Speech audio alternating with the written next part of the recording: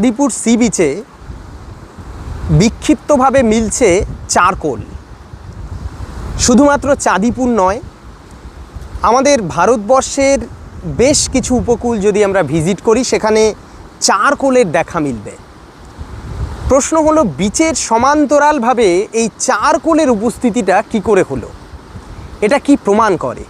এটা কি কোনো জিওলজিক্যাল এভিডেন্স বলা চলে যে আমাদের উপকূলীয় অঞ্চলটার গঠন এবং গঠনগত পরিবর্তনের?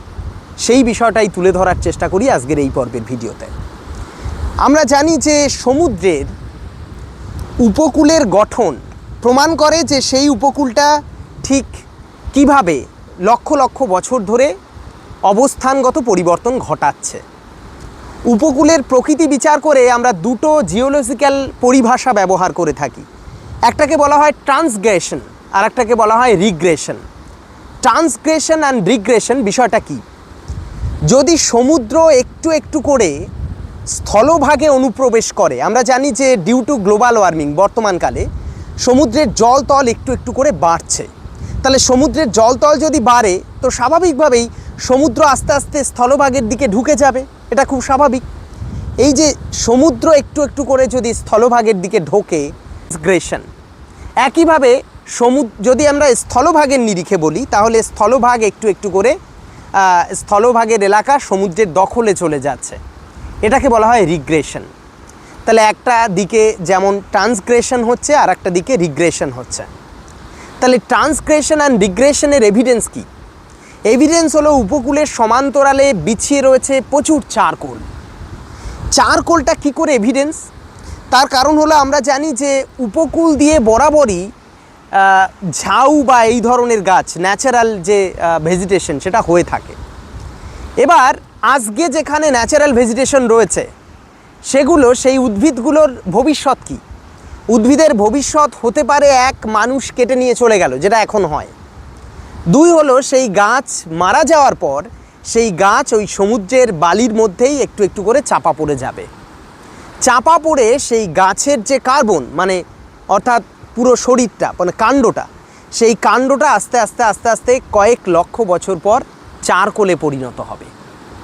এবার তার মানে যত আমরা বর্তমানকালে যে উপকূল দেখছি সেই উপকূলে বা যেখানে স্বাভাবিক উদ্ভিদ রয়েছে, সমস্ত স্বাভাবিক উদ্ভিদ সমন্বিত অঞ্চলে যদি আমরা লক্ষ লক্ষ বছর আগের উদ্ভিদের চিহ্ন খুঁজতে যাই তাহলে চারকোলের দেখা মিলবে। এই চারকোলের কনসেন্ট্রেশন যেখানে অনেক, সেখানেই কয়লা খনি তৈরি হয়েছে। এবার প্রশ্ন হলো, সমুদ্র উপকূল দিয়ে যদি চারকোল পাই তাহলে সেটা কি প্রমাণ করে? প্রমাণ করে যে সমুদ্র একটু একটু করে ক্ষয়ে ক্ষয়ে স্থলভাগের দিকে ঢুকছে, যে কারণে আজ কয়েক লক্ষ বছর পূর্বে যে চারকোলটা জেনারেট হয়েছে উপকূলে, মানে গাছ চাপা পড়ে, সেই চাপা পড়া চারকোলটা এখন উন্মুক্ত হয়ে যাচ্ছে। কারণ সমুদ্র একটু একটু করে সেই লেয়ারগুলোকে উন্মুক্ত করছে। তো এই যে উন্মুক্তিকরণ, সেই উন্মুক্তিকরণের কারণেই চারকোলগুলো বিক্ষিপ্তভাবে ছড়িয়ে রয়েছে উপকূলের পাড় দিয়ে। এটা one kind of geological evidence হিসাবে ধরা হয়, যেটা এক ধরনের এভিডেন্স যেটা প্রমাণ করে যে সমুদ্র একটু একটু করে স্থলভাগের দিকে ঢুকছে, অর্থাৎ ট্রান্সগ্রেশন হচ্ছে। এবং আমরা চাঁদিপুরে রয়েছি, চাঁদিপুরের যদি আমরা পুরো গুগল ম্যাপ দেখি তাহলেও বুঝতে পারবো যে এই জায়গাটা কিভাবে একটু একটু করে স্থলভাগের দিকে ঢুকে যাচ্ছে। এবং মাথায় রাখতে হবে যে এই জায়গাটাই হলো সেই জায়গা যেটা ভারতবর্ষের সবচেয়ে বেশি সাইক্লোন প্রোন এরিয়া, অর্থাৎ ঘূর্ণবাতের প্রভাব সবচেয়ে বেশি এখানে পড়ে। আর সেই প্রভাবের কারণেই আমরা যেখানে বসে রয়েছি এটা হলো পরবর্তীতে গ্রানাইট পাথর সুন্দরভাবে শেপ দিয়ে সাজিয়ে তারপরে এই পার বাঁধ তৈরি করা হয়েছে।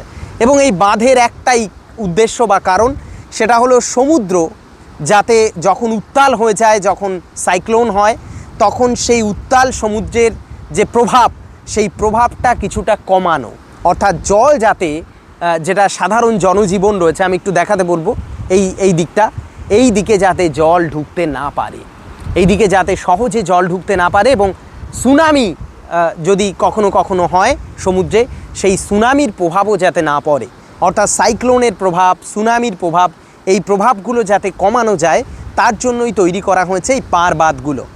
এবং চারকোলের রহস্য যেটা সেটা এইটুকুই।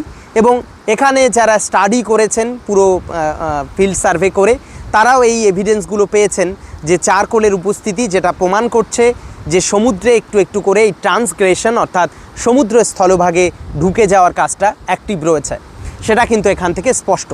এবার অনেকে প্রশ্ন করতে পারে যে চাঁদিপুরে তো সোয়াশ শক্তিশালী এবং ব্যাকওয়াশ নেই, অর্থাৎ এই জায়গায় তো সমুদ্রের গঠন হবে, উপকূলের গঠন হবে, তাহলে এই প্রশ্ন আসে কি করে যে এটা একটু একটু করে স্থলভাগের দিকে ঢুকছে? এটা কি বলা যায়? আমাদের মনে রাখতে হবে এই কনসেপ্টটা কিন্তু একটা দুটো দিনের নয়। আমি যে কথাটা বললাম, যে কনসেপ্টটা বললাম এবং সমুদ্রের অগ্রসরমানতা যে কনসেপ্টটা বোঝালাম, সেটা একটা দুটো দিনের কথা নয়, এটা লক্ষ লক্ষ বছর ধরে চলমান একটা বিষয়। এই যে পারবাদ, এটা তৈরি হয়েছে কবে? হতে পারে 10 বছর 15 বছর আগে, কিন্তু কথাটা হচ্ছে লক্ষ লক্ষ বছর পূর্বের। সমুদ্র একটু একটু করে, যেমন নদী একটু একটু করে তার দুপাশে আস্তে আস্তে বিকশিত হয় বা ঢোকে স্থলভাগ পার ভেঙে ভেঙে, সমুদ্রও কিন্তু একটু একটু করে ঢুকবে স্থলভাগের দিকে। এবার প্রশ্ন হলো, এর সবচেয়ে বড় এবং গ্রহণযোগ্য প্রমাণ হলো সি সারফেস বা সমুদ্রের জলতলের উচ্চতা বৃদ্ধি হওয়ার কারণ হলো একাধিক কারণ থাকলেও সবচেয়ে বড় কারণ যেটা, সেটা হলো গ্লোবাল ওয়ার্মিং এবং টেকটনিক অ্যাক্টিভিটি সবই রয়েছে। তো ওভারঅল আমরা জানি যে কন্টিনেন্টাল ড্রিফট, প্লেট টেকটনিক, সমুদ্রের এরিয়া কমে যাওয়া, বেড়ে যাওয়া এবং ওভারঅল এই যে জলতল বেড়ে যাওয়া গ্লোবাল ওয়ার্মিংয়ের কারণে, এই সব কিছুর মিলিত প্রভাব কিন্তু এটা। তো সেই বিষয়টাকে চাঁদিপুর সি বিচে এসে উপলব্ধি করলাম। এবং সবাইকে বলে রাখি যে এই যে চারকোলটা যেটা আমি ধরেছি, এটা কিন্তু লক্ষ লক্ষ বছর ধরে চাপা পড়ে তৈরি হওয়া কার্বন কন্টেন্ট, এবং সেটা কিন্তু স্পর্শ করছি, যেটা একটা আলাদা অনুভূতি হচ্ছে যে লক্ষ লক্ষ বছর পূর্বের যে স্পর্শ, সেই স্পর্শ পাচ্ছি। এবং এটাই প্রমাণ করছে যে সমুদ্র একটু একটু করে ট্রান্সগ্রেশন প্রসেসের মাধ্যমে স্থলভাগের দিকে ঢুকছে এবং স্থলভাগের এলাকা সমুদ্রের দখলে চলে যাচ্ছে, যাকে রিগ্রেশন বলা হয়। সেই বিষয়টা এই পর্বের ভিডিওর মাধ্যমে তুলে ধরার চেষ্টা করা হলো চাঁদিপুর সি বিচ থেকে। এই রকমই ভূগোলের বিভিন্ন বিষয় যেগুলোকে গ্রাউন্ড জিরোতে গিয়ে গো অ্যান্ড সি স্ট্র্যাটেজির মধ্য দিয়ে আমরা উপলব্ধি করার চেষ্টা করি এবং আমাদের চ্যানেলে সবাইকে অনুভব করানোর চেষ্টা করি। দেখা হচ্ছে পরের ভিডিওতে। টাটা।